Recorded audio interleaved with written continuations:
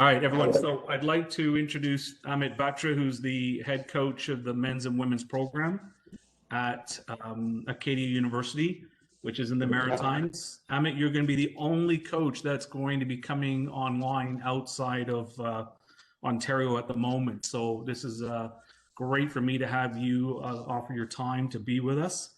And I do really appreciate that you're taking the time to speak to us and helping the kids understand what it's like for you at your program and what's happening in the Maritimes. Something that a lot of Ontario students might not consider. But I know, as you took care of me when I was in the Maritimes, and know how nice of a place it is. It's really the salt of the earth, the Maritimes. So I appreciate that. How long have we known each other now? When's the first time we met? Was it? I was thinking about that, and I was going to bring it up actually. So more than 15 years. I Yeah. would say 17 years when I Yeah. had the Scotia team, and you had some of those kids going the NTC at the time. And then, as you know, you were an instructor on my national B, which was in 2006. That Yeah. was 15 years ago. So And you've yeah, come a long way. So you've done really well for yourself. That's great. So I'm going to leave it to you to explain to them what Acadia University is and what your whole program is. So I'll leave that to you to tell them. So away you go.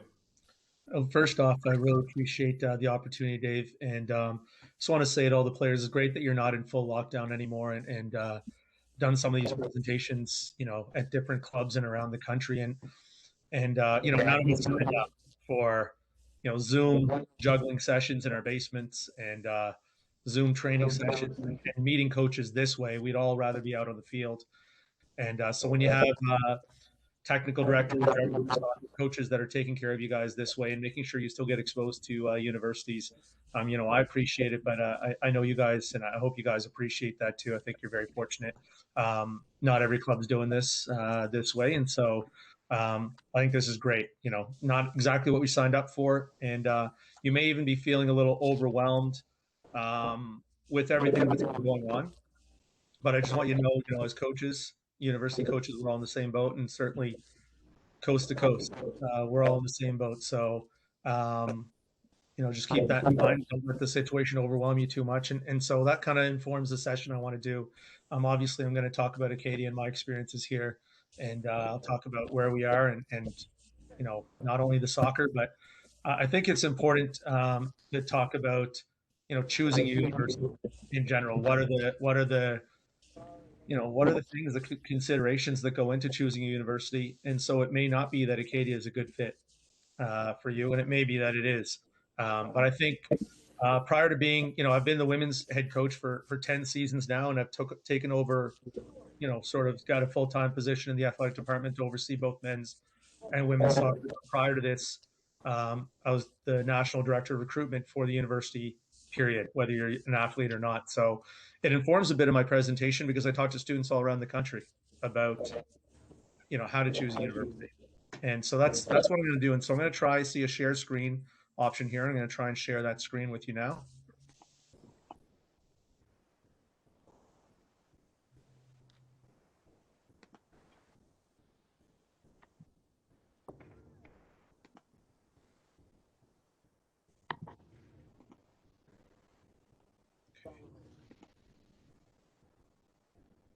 So going through. Yeah, first time using it, but it should be showing up now. So do you see a full screen, or do you see like? No, now you have to just go to your presentation mode. There we go. Perfect. There you go. Okay, good. So I am going to talk about choosing university, but just to give you a little context, this is Acadia's campus in the Annapolis Valley. And you may or may not have heard of Acadia before. It is a small university, but it certainly is well known for having a beautiful campus in a beautiful part of the country. So we are on the Bay of Fundy, and I'll just can you see my mouse pointer as it moves around here? Yes. Yeah. Okay. So this is the Minas Basin and the cliffs, and it's just like I said, a beautiful area, and it looks kind of like a big campus. We're kind of situated on the Bay of Fundy, in a really historic part of the country as well. Not far from Grand Pre, so has a huge history. The English and French battled over this because it's the most arable land in North America. The English expulsed the French in the 1700s from this area, but that's kind of where the Acadian settlers and where Acadia's name comes from. in particular. And just to give you an idea of how arable the land is, and the fact that we're in a rural part of the country. I mean, these are soccer and rugby fields in the back here, cornfields. This is all supposed to be underwater, and there's a whole dike system that actually allows this to be farmland, or in our case fields and stuff like that. And it kind of lends itself to some of the research we're able to do, especially in the sciences, environmental science, biology, um, and different things that we're able to do here. And I'll talk about that in a little bit. But the campus itself may look like a big campus, and it's set right in the middle of a college town. So this is the town of Wolfville. You can't see the streets, but there's a main street here between our main stadium. That's where the soccer and football field are, and our athletic facility, our university hall. There's a main street that goes through town and a number of streets that go through it. And right at the top of campus, this is all 2 city blocks, right? So you can walk anywhere in town or in campus in 5 to 10 minutes. You walk from the bottom of campus to the top where all the residences are in 10 minutes or less, right? You walk from one side of the campus to the other in 5 minutes at the most. So this is kind of the footprint that we have. And even when you maybe don't live in res, there's 10 residences up here in a meal hall that overlooks, the Bay of Fundy and this whole beautiful view that we have. Even if you live in these houses that are off campus, you're still a 5 minute walk. If you live in a house that's a 10-minute walk to campus in your second, third, or fourth year, you live in the far end and no one visits you. So that's kind of the footprint and kind of the feel for the university. So that's a bit on Acadia, and I'm going to go into the choosing a university part of it.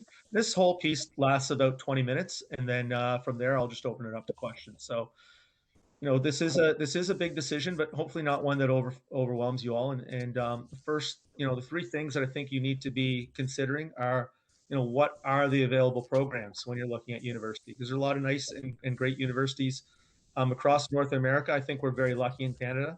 I don't think there's any universities that you could really go wrong with. Then what is the learning environment? So they have the program you want. What is the learning environment there? And that can be where the universities start to differentiate. And then what's the location, and what does location mean to you? So we'll talk about that.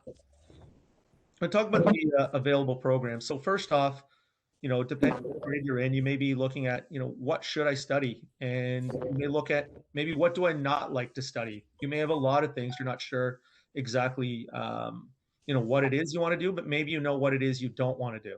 And that can be an easy way to start to narrow down the approximate 45 schools in Canada that offer varsity soccer, if that's part of what you want to do as well.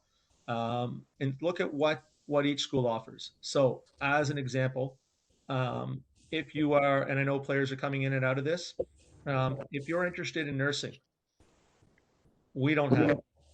So this would not be a school for you if nursing was 100% what you wanted to do. On the other hand, we're one of, I believe, 2 universities that compete in youth sport in Atlantic Canada, actually 3, sorry, that have a nutrition and dietetics program.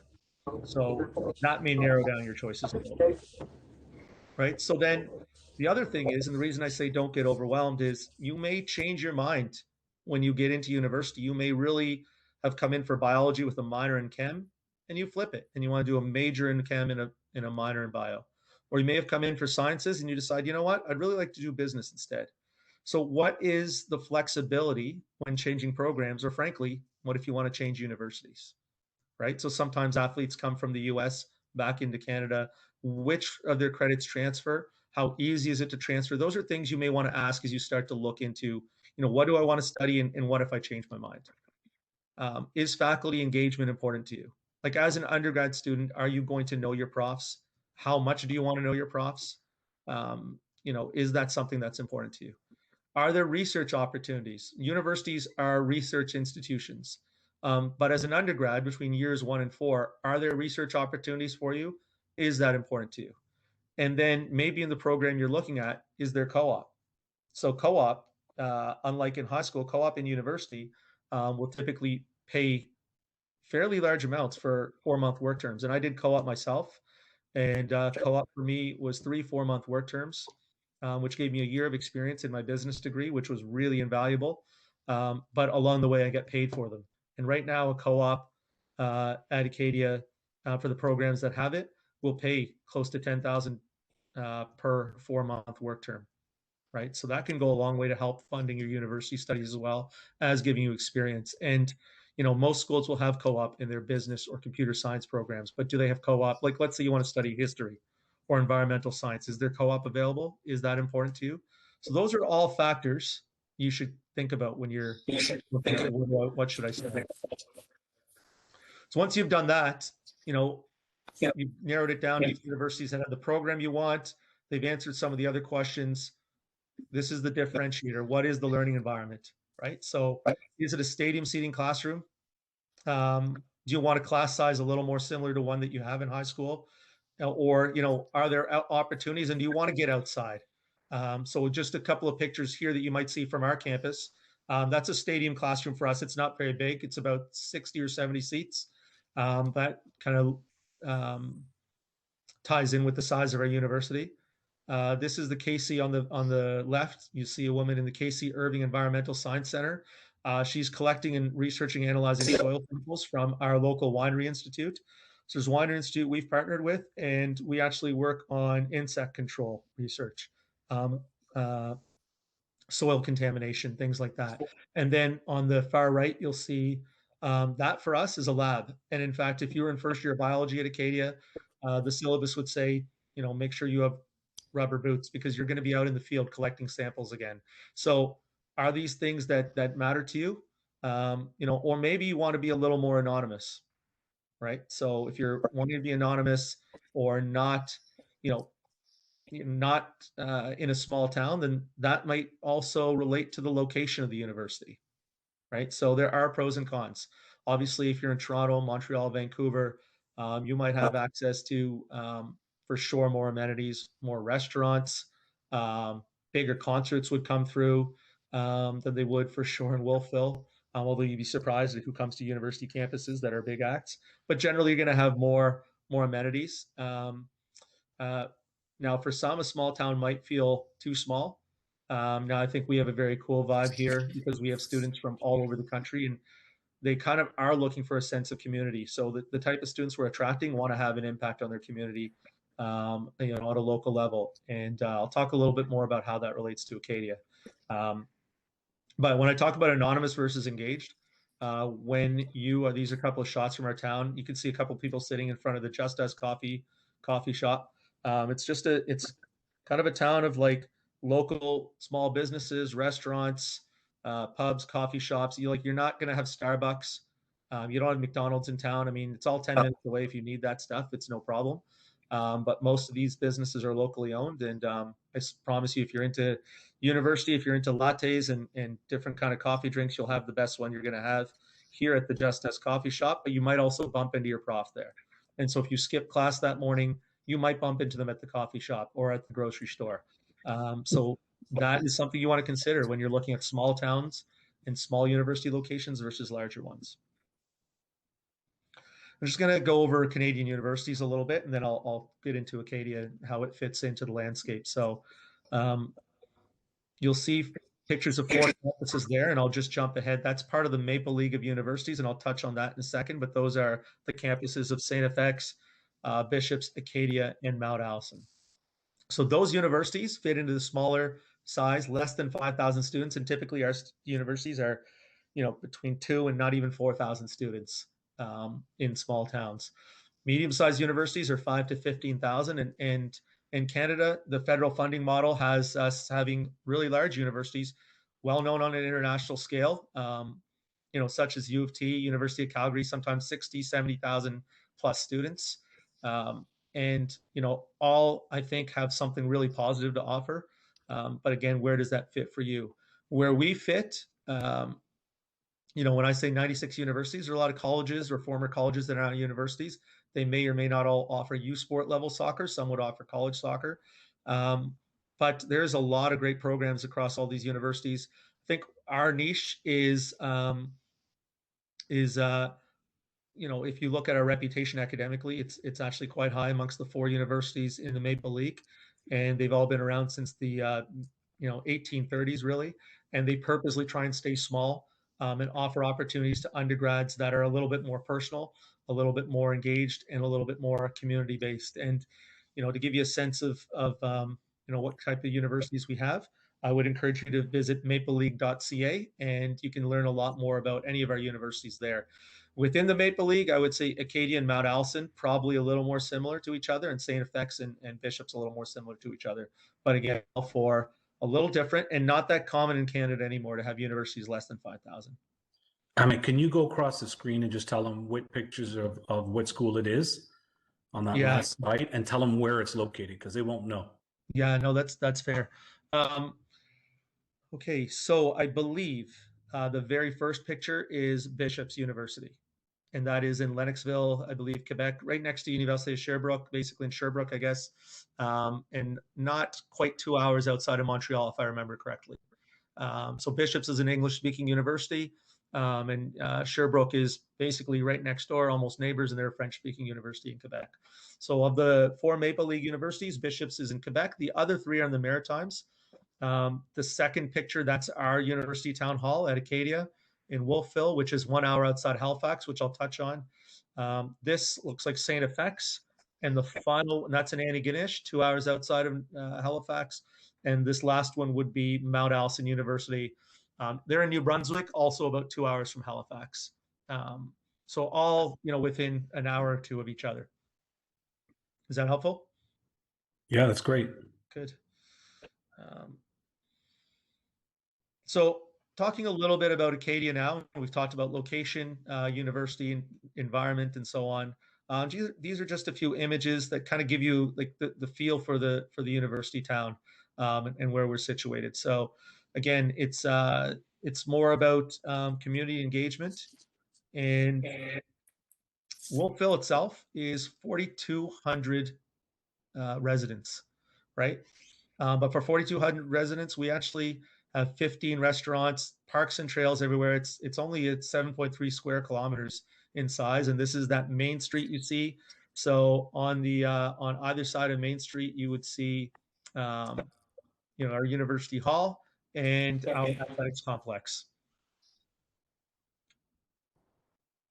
So I said there's 4,200 residents, 3,500 students move in September every year. So we literally pretty much double the town population in size every September. So it really is a university town. It's really everything is about the students and the people that live in it.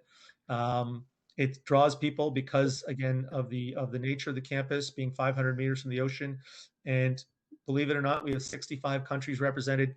Between when I left the recruitment position, I believe we had 12 to 14% of our students were international. But what really draws them is, again, that sense of community. And when you live in a town of 4,200, you can't avoid, engaging in the community. You become a part of it. And I'll touch on that. If you want to get a real sense of this, for me, is one of my favorite pictures of Acadia. This is a student-run organic farm on campus that was started 12 years ago by two political science students. So if you want to start a club or society at Acadia, you need to get yourself and 6 other people to sign an application, go to the Acadia Students Union and start your own club. So that could be a sports club. That could be, any kind of hobby. In this case, they got some land, and the food that they actually produce here is sold either at the local farmers market or actually biked up to our meal hall and served fresh there. And there's a zero carbon footprint. So I think when you talk about students being engaged in the community, I think this is where we differentiate. So down the road, as a student, you may be in an interview for grad studies, you may be in an interview for a job, and I think you'll find most students have written papers, have written midterms and exams, have gone to classes, and what differentiates you? What did you do? What was your university experience like? Well, being a varsity athlete is different in itself. But for some of our students to say, I volunteered here, or I worked on the student-run organic farm, I got involved in that, certainly separates you a little bit in terms of the experiences you bring. And because it is a town, and because we're a big part of the fabric, volunteering is a huge thing at Acadia. So again, we're drawing people who want to engage. I don't know if this picture is big enough, but this for sure is one of our former varsity athletes, Paige Bagnall, and she's working with this girl's name's Anna. Paige played for us between 2011 and 2015. And yeah, Paige was involved in the SMILE program, which I'll talk about, sensory motor instructional leadership experience. And that's run through our kinesiology faculty, but you don't have to be a kin student. Students from all over campus actually volunteer in this, and they're working with students in the community that may have some kind of developmental delay. So they're having a huge impact on kids in the community. And then over here, we're not the only chapter, but certainly it fits Acadia to have a chapter of Global Brigades. Global Brigades is an organization that would have 7 different types of brigades.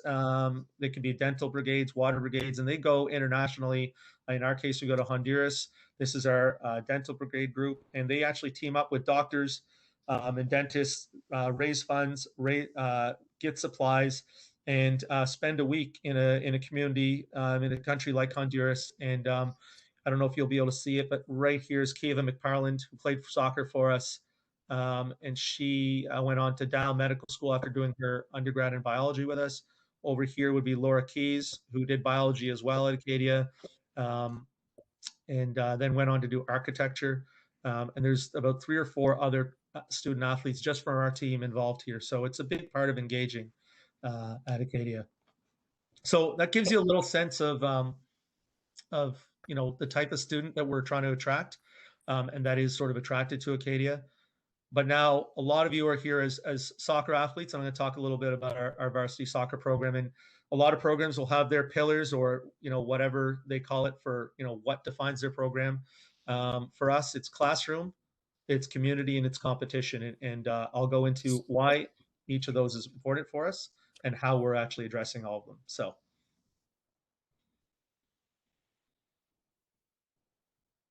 So classroom first, you are a student athlete. Acadia varsity athletes at last count had 122 academic All-Canadians.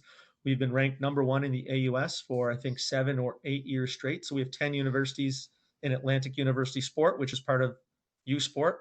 In our conference, the Atlantic University Sport Conference, there are Dalhousie, St. FX, Mount Allison, Memorial University of Newfoundland, UPEI, Moncton, UNB, and I'm probably forgetting Cape Breton University and St. Mary's. So I think that covers them all pretty quickly. And our men's and women's soccer programs are averaging between 12 and 15 academic All-Canadians per year. So usually our teams carry 24 to 25 athletes.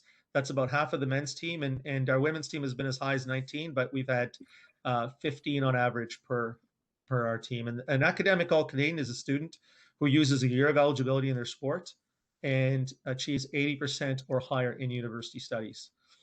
And then within that, there's the Governor General's Award. And the Governor General's Award is for the top 8 student athletes from across the country, 2 from each conference, 1 male, 1 female. An Acadia athlete won this award 4 years in a row. Pictured here in the top picture, you'll see 3 of our student athletes, Matt and James Nunn from the men's soccer team, twin brothers who both got into Dow Med, and Zach Schaffelberg. And if the Schaffelberg name rings true for you guys, that's because his little brother, Jacob, plays for TFC now. Zach was quite a player himself, but went on to Dow Med. So these 3 graduated at the same time and got straight into med school, which is not an easy feat, but again, speaks a little bit to the academic quality at Acadia. And then this is Katie Ross, also at med school, dual sport athlete in basketball and soccer. The year before Katie won, Michelle Pride from Calgary Foothills also won this award.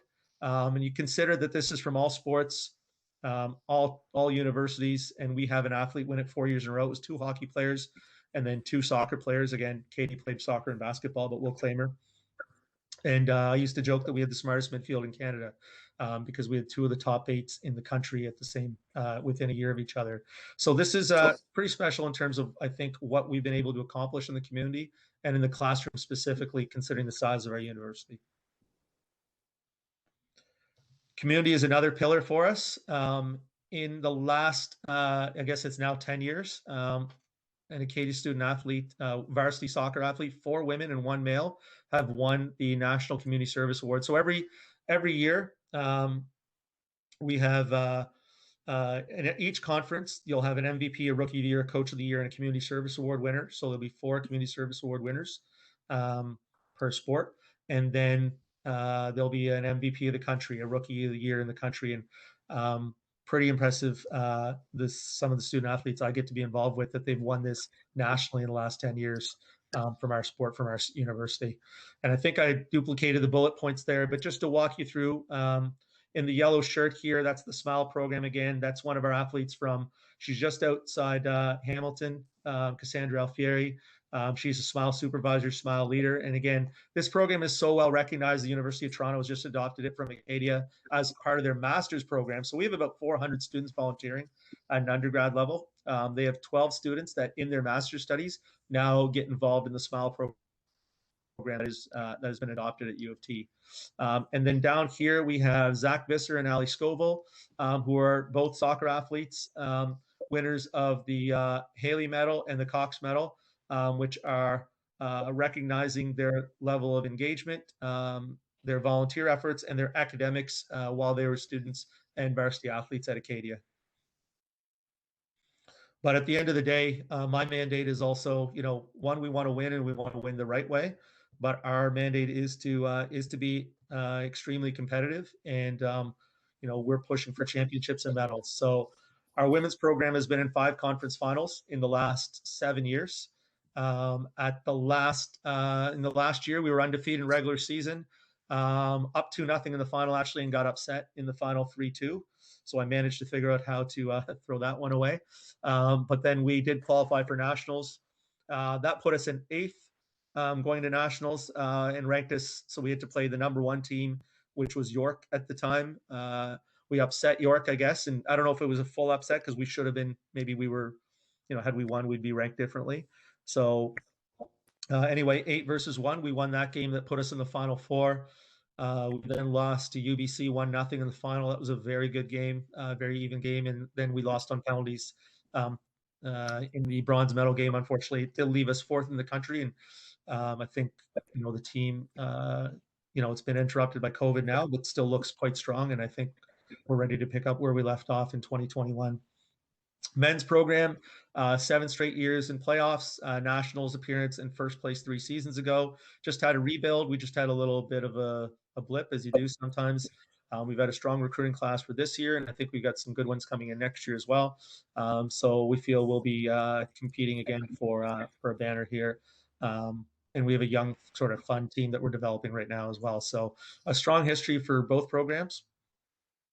And so that's a little bit about Acadia, the university, about the town of Wolfville, about our program, and about choosing university. So at this point, you may find that Acadia is of interest to you. And one of the things you can do is connect with the coach. And certainly I can share my email with you, and it's easy to find on any website. And for that matter, you go to any university you're interested with, go to their athletics page and find the tab to varsity sports and soccer, and you'll be able to find the coaches' phone numbers and for sure their email addresses. A lot of our sites, I know Acadia's does have recruitment forms that you can fill out on them.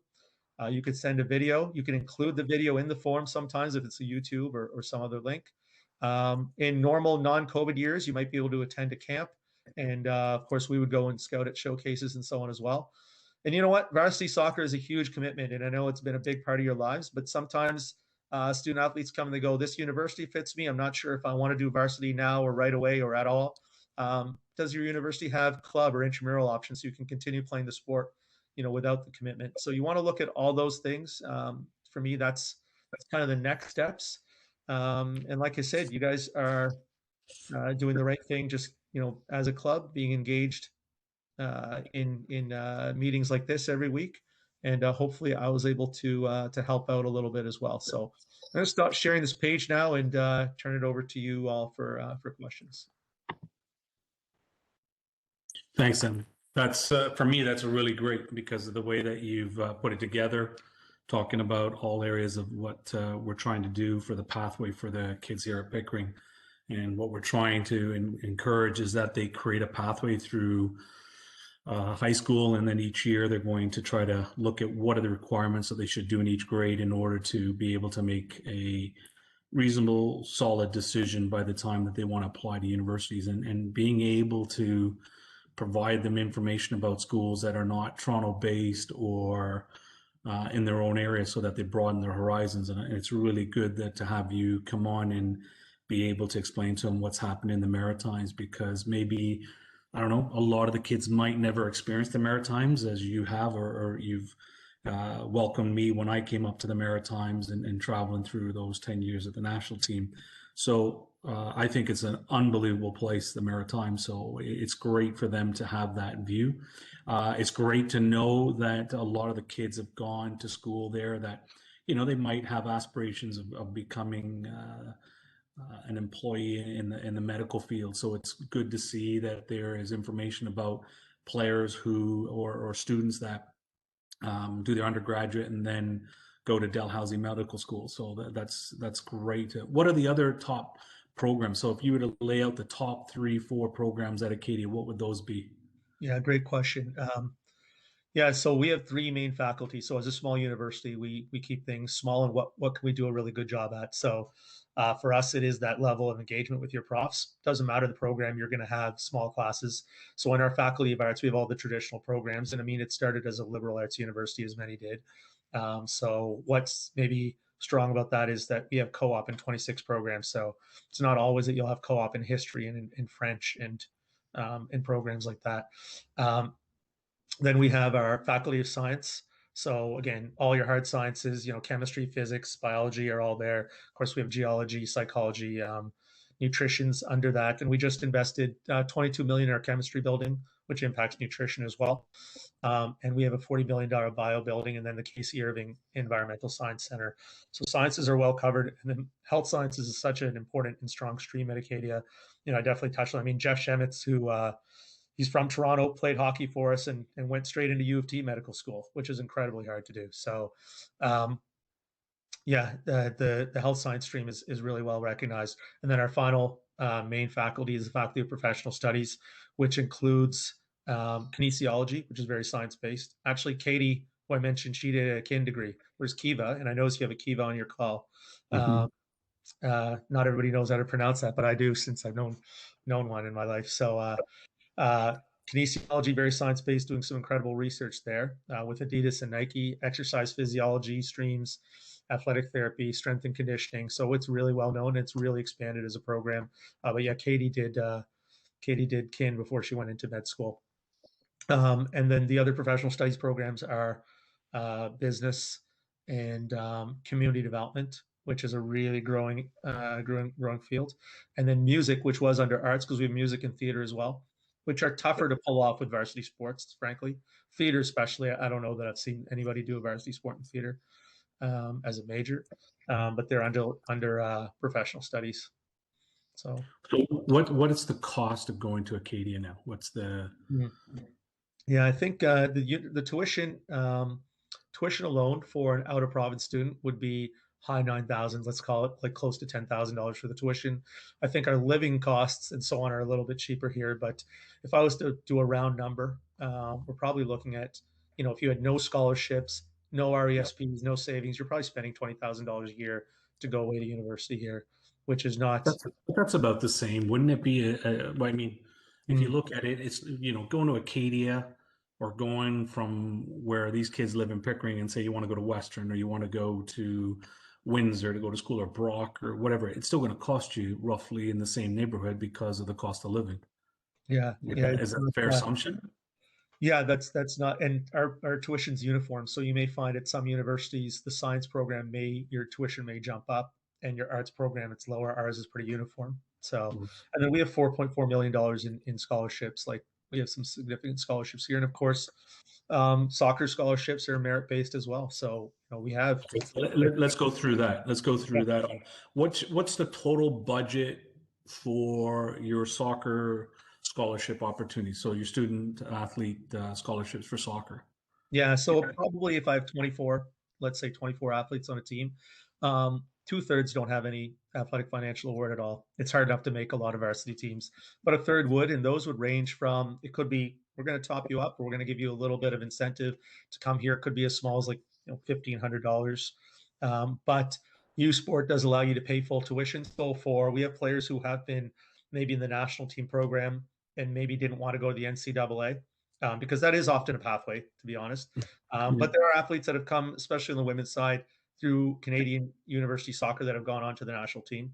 Often the player we'll get has been with the U20 or U17 national team right on the cusp, but there's a lot of reasons they want to stay in Canada.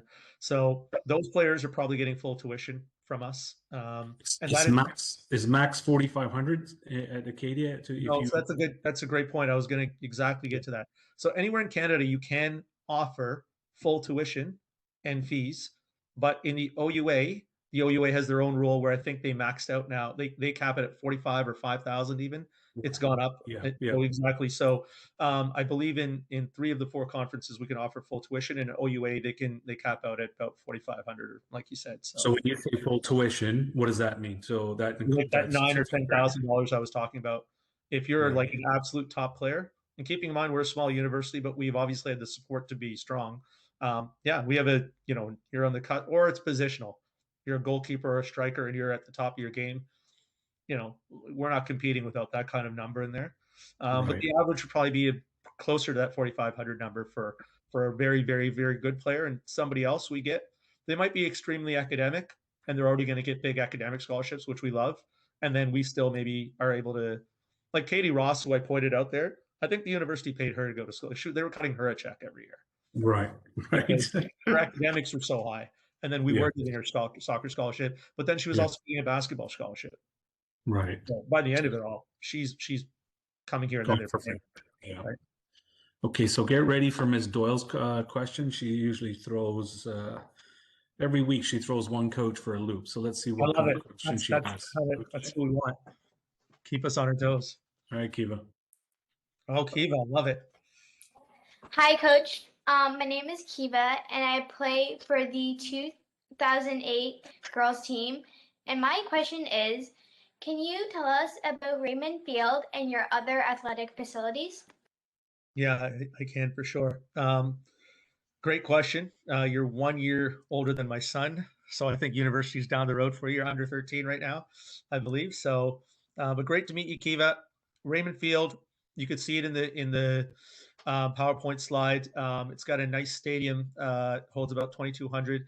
Our fans, like women's soccer, men's soccer, do not always draw as much as other sports, but we actually have a really good fan base. Our home opener, often there's fireworks in between the games. It's a big event. We're the big game in the town of Wolfville. So we'll have the community come out. When we hosted nationals, it was packed. So we'll have like opening night, we'll probably 700-800 on a Friday night under the lights. Like it's even the other coaches will say it's one of the nicest places to play. Redmond Field is actually getting a brand new turf this summer, so that's exciting for us as well. And then adjacent to our athletic facility and Raymond Field is the Stevens Center, which is only 4 years old. The Stevens Center is a Canadian Sports Center Atlantic satellite site now. All varsity only athletes can access it. And so that's been a huge plus for us as well. So we have basically $1 million facility with new locker rooms and a gym that help with not only so our kinesiology students get to actually get in the strength and conditioning stream and work with our athletes. And it's been a huge plus for our athletes to be, I think we're physically maybe the fittest team with all due respect to the other programs, because you have to be quite fit anyway. But we've been a really fit team, and having those facilities right next to our field has been a huge plus for us. So yeah, great fan base, great place to play new turf, and a really nice facility next to it. Does that answer the question? Yes, thank you. Thanks, Kiva. So I'll wait for them to load up. If anyone else has a question, usually they're thinking about it, and then 3 or 4 will just start to fire away. So give me, if you can, a week. What time do you guys train? How many times a week do you train? What days are you playing in the Maritimes? Is it similar? Because it gives them a great opportunity to compare against Ontario schools. So Yeah. because it's so different, like I don't think 90% of them won't understand just yet, but you're about to be able to give them a picture of what it's like, the difference of playing in the Maritime League rather than the Ontario League, or attending Yeah. school as well. Yeah, I think again, those 3 of our schools in our league are smaller schools, but you have a whole range of schools. It's a very competitive league. There's 10 universities playing in both men's and women's soccer here. Women's soccer, I think we won 5 national championships in the last 30 years, right? So that's our fair share, and a number of silvers and bronzes. We won one of those national championships. Same on the men's. I know Dal and Cape Breton have won. Dal's won a couple of times. So again, competitive across the board. We play. I mean, the easiest way to put it in terms of our training schedule. Right now, the men train for the last couple of years. Have been training at 6:30 a.m., 6:30 to 8. Which, if you're not a morning person, I can maybe you'll hesitate on that, but very rare for a varsity athlete to have their evenings to themselves. It's almost unheard of. So actually, some of our athletes learned to really appreciate that. Our women's teams typically train between 6:30 and 8, or 7 and 8:30 in the evenings. And so, I think you would find at most universities, the easiest way to put it is Mondays are off for recovery, because usually you play Friday, Sunday, or Saturday, Sunday on the weekend. Rarely do we have a midweek game. So you're training usually Tuesday, Wednesday, Thursday, tapering it if you think you have a game on Friday, or maybe Friday's tapered. And then let's say you play Friday, Sunday, you probably are doing fitness or recovery on Saturday morning, depending on, what your schedule was. So it's an intense schedule, and it's a lot of games in a short period of time. So, you're now, to give you a little sense of what a night might look like, after you've found your pockets of time to make sure you stay on top of your studies, make sure you've fueled up, you've eaten well during the day. And athletes are going to nap sometimes in class, but make sure, because you can walk right to your res, and that's one of the beauties of the campus, right? Maybe why we get so many people engaged in the community, but there's no commute. But once you get to the evening, you're probably eating, you're showing up to the facility 45 minutes before to get taped, because you're going to need something taped pretty quickly, whether it's an ankle or you got a strain or something like that. Then you're going to train. Then you're going to probably go to the athletic therapy room and have ice packed to you somewhere on some part of your body, and then you're going to want to eat again. So it's a 4-hour commitment every night just to do that. So that's why I say varsity athletics, I mean, it does help you with time. You have to be time managed and organized, and it helps you there's no time to waste. So it's a lot of fun, but it's not easy. All right, Hader. Hi, Coach. My name is Jared Fozzi. I'm part of the U16, U17 OPL team. And I'd like to ask you to explain more about your philosophy and your coaching style. Yeah, great question. Philosophy, I guess, very quickly, I think, when we're looking for athletes, we're looking for ability, first of all, to fit the type of, the style that we want to play. And I'll talk about that in a second. So we're looking for ability, technical ability, how do you receive ball? Can you move with the ball? What are the elements of your game that are, as a center back, are you dominant in the air? Are you brave? As a winger, can you get in behind? Can you beat your player 1v1? So what are the qualities we need from you? But all that goes out the window, because we're trying to have, student athletes. Student is important to us, as you know from the presentation. And then what kind of locker room person are you? So there are really good athletes that we will not recruit because they don't fit what we believe would be a proper locker room culture. So we've gotten to the point, I think, especially on the women's side, and the men have had some good leadership too, where I don't have to encourage athletes to be fit coming into training camp or to act a certain way, because the leaders of the team, it just becomes part of the player culture. So our philosophy is to recruit the right players and try and win the right way. In terms of style of play, both Finley McRae, who's the associate head coach and was the head coach before I took over overseeing the program, he's still very involved and was Canadian Coach of the Year in U Sport 3 or 4 seasons ago. Both of us like to keep the ball. Both of us are trying to move the other team. And both of us are trying to look for, the right opportunity to penetrate and be aggressive about it. So that could mean we feel we can win it in the opponent's half. So we want to have an organized press, and that's one way to win a ball and get goals. And the other would be when we have the ball in possession, can we be sharp with it? Can we move the opponent? Like I said, can we create gaps? But listen, if a team's playing a high line and they give us a little space on the ball and we can hit them over the top because they've given us that, we're not going to hesitate. We're going to train our players to be, I think, to have a little bit of a killer instinct. And I mean, that doesn't come right away, but when we do have that makes us a very dangerous team. Okay. Antonio, did you want to ask? Antonio, did you want to ask a question? I was just, I don't know. I was gonna ask, like, what are like some important characteristics for like a player would need, but I don't know. There were some were part of that other answer. Unless there are any other answers to that. Well, what position do you play? I play center back. Center back. Okay, so yeah, I really did touch on it a little bit. So, regardless of your position, because one of the things we do look for is some versatility as well, right? Um, so, I mean, regardless of your position, I think at this level, if we want it, we say, I want to play possession. I want to be able to lift the ball over the, like, if you have poor technical skills, you're unable to control the ball, receive the ball, move with the ball. Um, it's going to be difficult. So let's say you're very good in the air and very athletic, but your first touch is suspect. You're passing, you turn it over coming from the back. Like, wouldn't matter where you play. You don't have the technical ability. You need to work on that to get to that level. So I think across the board, receiving the ball is my first thing, right? Receiving it, moving with it. From there, the individual qualities you need, your ability to cross it as a fullback or a winger, your ability maybe to finish it. As a striker, maybe you're dominant in the air and you hold it up. Maybe you get in behind. There's different types. But for center backs, I mean, vocal, keeping things organized, good passing accuracy, understanding the situation, reading the game, and for sure, you can't let balls get in over your head and not be able to challenge and be brave for those, right?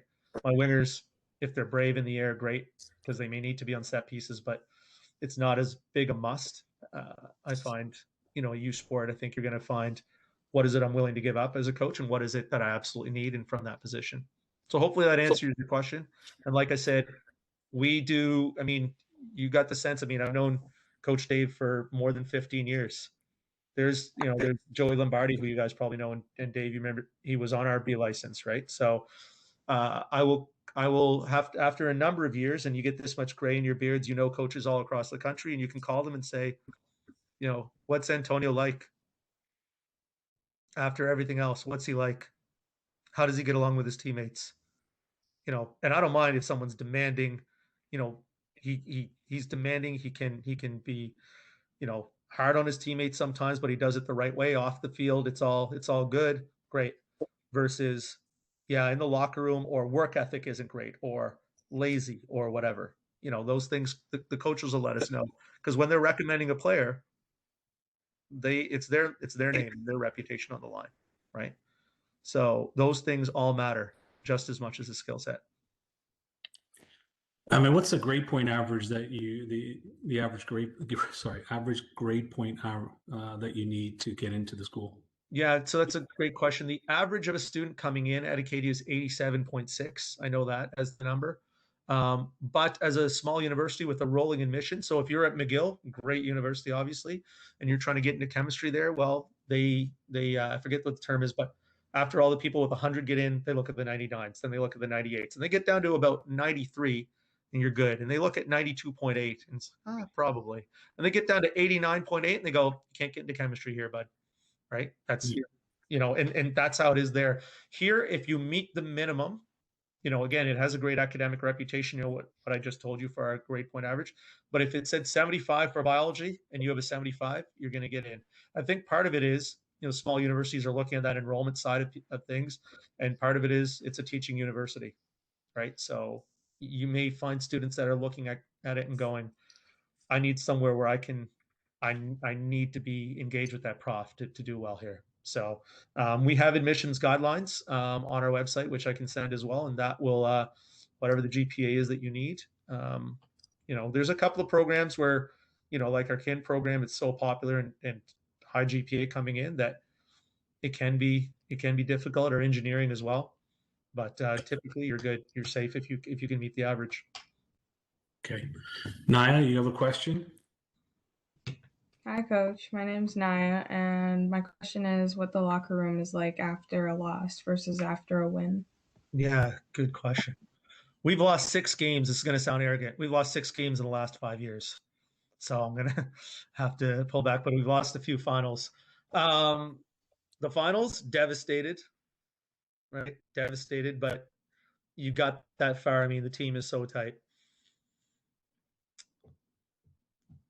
And I'm not, I knew this would be tricky. It wasn't Kiva that threw the trickiest question. It's you. I'll tell you what, I'm going to answer a different way, and you can tell me if I didn't get it right. What's more interesting is what are we like after a win, right? And the reason I say that is there's teams we expect to beat. And when we first started out, my first 3 years, we won 3 games, right? They didn't fire me.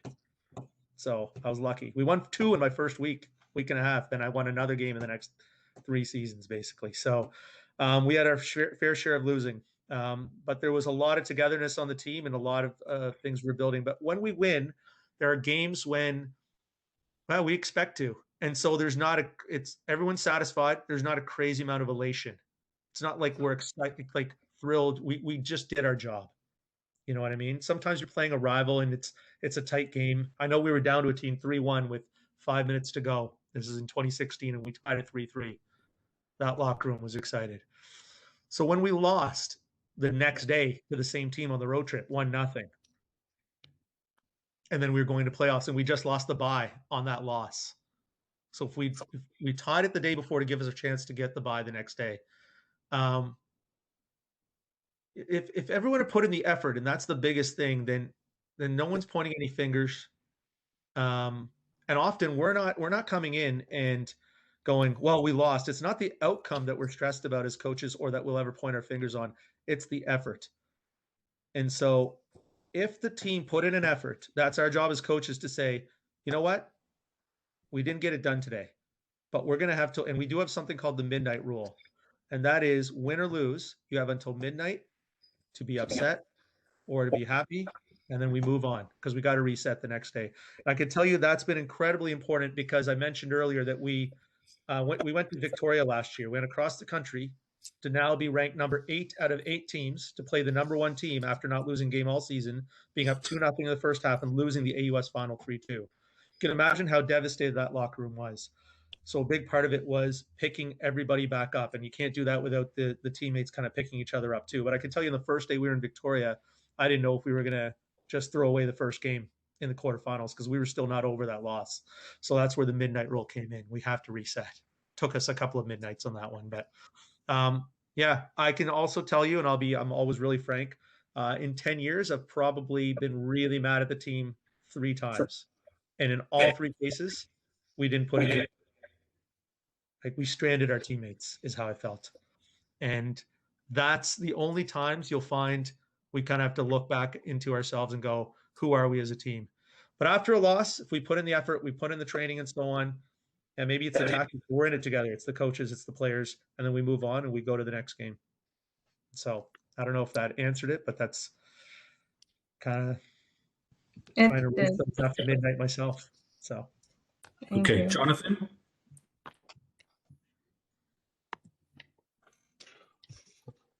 Coach, can you hear me? Yes. I can. Thanks, Jonathan. Okay. Hey, Coach. It's Jonathan. I play in the 2006 CSL team. My question is, what are the fitness requirements at Acadia?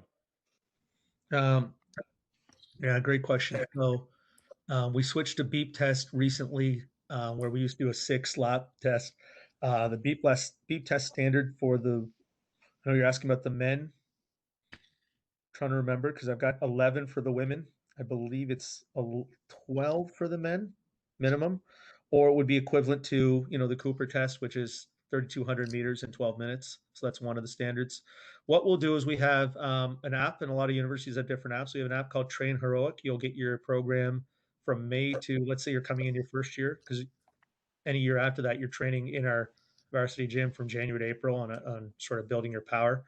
From May to, let's say, August, when training camp starts, you'll be given a program with not only what you're supposed to do, but also video examples. You'll have different phases leading into training camp, and we'll be able to track, and you'll be able to report on this app what you're doing. And we can even see, like, did Jonathan even open this week's, phase, right? So we can track that because sometimes an athlete will forget to input their data. But we'll see they opened it, so it's likely they did it. That doesn't mean it's okay not to input it. So when that all comes down, you come down to training camp. We'll do a battery of tests, and on the first day, after an initial team meeting, and that'll be a 10-meter sprint, a 40-meter sprint, an agility test. There's a 300-meter shuttle. There's the beep test, vertical, broad jump, and so on. So there's a whole battery there. And frankly, the main fitness standards for me are in the 300 and the beep. The others are, did you improve did you get better? And some positions probably need a bigger broad jump and a bigger vertical than others, right? But I don't know if that answers your question, but the main standards are on the 300 and the 12. The 12-minute, either the 12-minute run or the beep test. Okay, so Amit, the question I'll have for you, the players all have the opportunity to think about possible next question, is what advice could you give them that will help them prepare to come play at the university level while they are now in high school playing youth soccer? What advice do you think that you could give them that could make an impact, maybe change their ways of what we're trying to do is change the culture on how they should approach training, how they should approach their personal time management. Maybe it's their performance or the way that they determine their value in the team, whatever it may be that you have advice for them. Yeah, I mean, that's great. And there's so many things, right? I could spend an hour just talking about so many things, right? So it's very broad there, but it's good. It's good. There's the aspect of doing this kind of research to make sure your everything I talked about in the presentation. That's on, don't wait to the last minute and let it overwhelm you. Right? That's one very broad answer. And here's my really strong philosophy and belief on development. I believe, and you see it in basketball, and I know the ball comes back to you off the backboard, but in soccer, it is not as much a part of the culture to go train on your own. And the way I look at it is you don't go to school or university and just go to class and then not do an iota of homework afterwards. And for players who are going to practice, however often you practice, depending on the level, maybe it's 2-3 times a week or whatever, they're not getting out and training on their own to get better. I don't think they're doing enough. Whatever level they want to achieve. I think that's the number one thing that is missing across almost, all. And, maybe it's tough to go, you're a center back and want to learn how to loft the ball 40, 50, 60 yards. Yeah, well, I guess you don't have it. Then get a friend, and then you can work on receiving that ball out of the air too.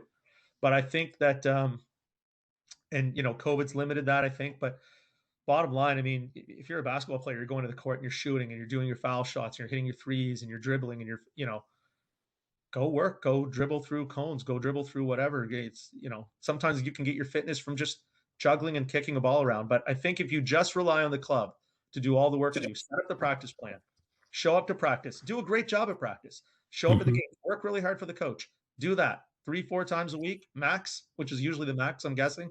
And I'm not sure, maybe OPDL is even more, maybe it's 6 times a week. I don't know that it is. But if you're just going when the club plans it all for you and you're not doing it on your own, then I don't think you're doing enough. If you really aspire to go as far as you want to go. And I don't think you can discover how far you want to go unless you're doing that. And the gains will be fast too, make a huge difference in my view. Okay, so we're just coming to the top of the hour, to the end. What I'd like to do is give you the opportunity to close out the meeting tonight. If there's anything that you wanted to add to anything that you want to explain to the players, or a final word or conclusion, I'll leave that to you. Okay, well, I appreciate that. You know what? We had some really good questions there, and I appreciate how you guided that there as well, Dave. I think I said at the beginning, I think you're just in a good position, whether you're 2008 or looking at university in the next couple of years. For me, it's do your research. You might find Acadia more interesting after this. You may never want to see me again, and that's okay, because now you know a little bit more about the university. So I think really, if you want to be ready for university and all the challenges and the time management and the organization that comes with that, then it's never too early to start, bringing that into your own life, right? You're really in charge. A lot of players will say thank you for their playing time, or thanks for the opportunity, or if they're saying thanks, then it's also, and that's great. That's then when I don't give them playing time or not the opportunity, that's also my fault. And I think really the bottom line is it's you. You're in charge. Take responsibility. It'll come out in the field too. You'll want to score that goal. Yeah. You take responsibility for everything that's coming your way. The decision on university, how far you want to go with the sport. That's it. But do your research. I think we have a great university. Is it great for you? That's up to you to find out. And if you want to be in touch, like I said, I can share my email with Coach Dave, And of course, it's on the Acadia website, and a lot of ways to get in touch, and I'd welcome that with any of the athletes as well.